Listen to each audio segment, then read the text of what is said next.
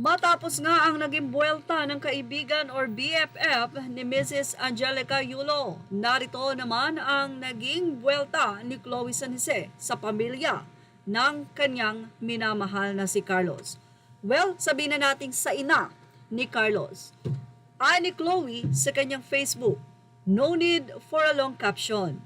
This is not even all of it lol, but here we are for you all entertainment. If you're gonna get mad at me for standing up for myself, stay mad. If you're gonna get mad at me for breaking generational curse, stay mad. If you're gonna get mad at me because I reacted to their disrespect and told the truth, stay mad. If you're gonna get mad at me for standing up for my partner against their toxicity, then stay mad. I'm not here to please anyone. I know that, or I know what I did and didn't. Feel free to keep believing whatever you see and read online. It doesn't matter. I know my truth, and so does the people around me.